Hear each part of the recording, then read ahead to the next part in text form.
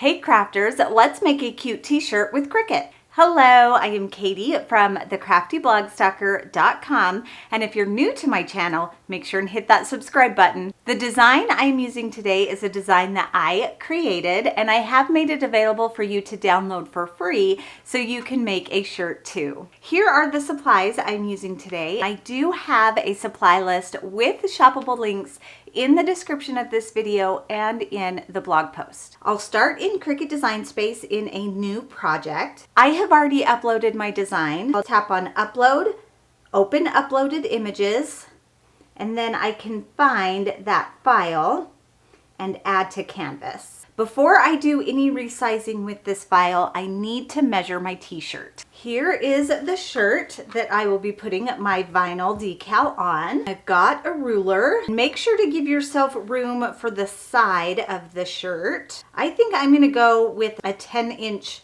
long design. Come back to Cricut Design Space and I want to change the length of that. I'll highlight the design, go to edit, and change the width to 10. My design is the width that I need. I do want to point out that I am using Cricut Design Space on an iPad. If you are using Design Space on a computer, it will look a little bit different. All of the functions are the same. The icons might be in different places. I don't need to do anything different to my file, so I'll click on Make It. Here is my matte preview, and since I'm working with iron-on vinyl, I want to make sure that I mirror the design. I'll tap on that little matte icon in the left-hand corner and mirror. I can close that window, and now my design is mirrored. Here I can select my material. I'll select Everyday Iron-On. Again, I can make sure that my design is mirrored. I can see in my tools and mats that I only need that fine point blade. I am not using smart vinyl. I am just using regular vinyl.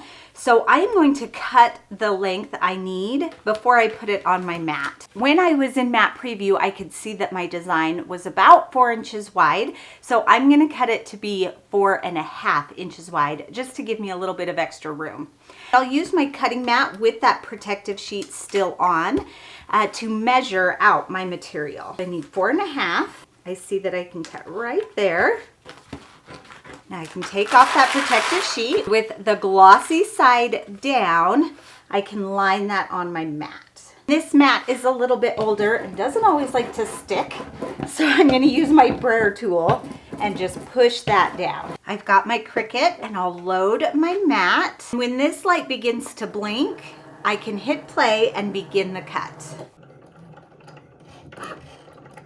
It's done cutting, so I can remove my mat and put my machine away. Heat transfer vinyl is my favorite vinyl to weed because it is really hard to screw up. I'll start in the corner and get some free, maybe. There we go. And then I can just pull at it. Then I'll go around and remove the center parts of those letters. Turn it over to make sure that you got all of those little inside letters. Life is better with a dog, or 2 or 3. This is totally my mantra. That all looks good. I am going to use my Cricut AutoPress to apply the transfer to my shirt. To find the correct temperature, I'll go to the Cricut Heat Guide. Just Google to get to the correct website.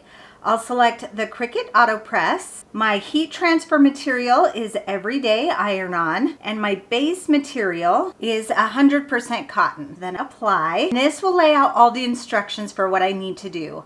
I can set my heat press to 300 degrees for 15 seconds, and it is a cool peel. So I'll set my heat to 300 and 15 seconds. I'll just wait for this to heat up. The AutoPress is to temperature, that 300 degrees. I'm gonna lay my shirt on there. I'm gonna do a little pre-press to get any wrinkles out. Bring my shirt to the side. I'm just gonna kind of eyeball that. Carefully lift it up, put it back on my heat press, and then I'll close it to begin the timer. And my favorite feature to the AutoPress is that when the timer is up, the lid just opens automatically.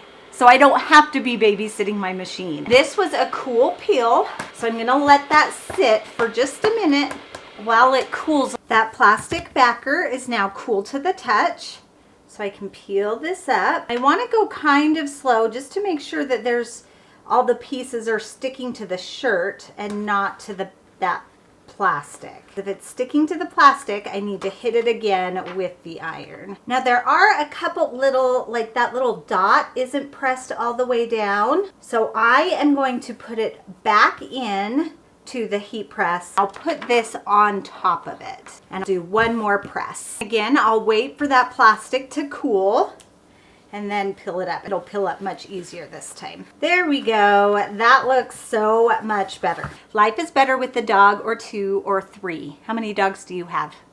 I have 3. But when my son was living with us, we had 4. But right now we only have 3. I love dogs. So let's try this on and see how it looks. Here is my Life is Better with the Dog shirt. And I just think that is so cute. It completely sums me up to a T. Make sure to visit my website, thecraftyblogStalker.com, to grab your own design, Life is Better with the Dog. And thanks everyone for joining me. Bye and happy crafting.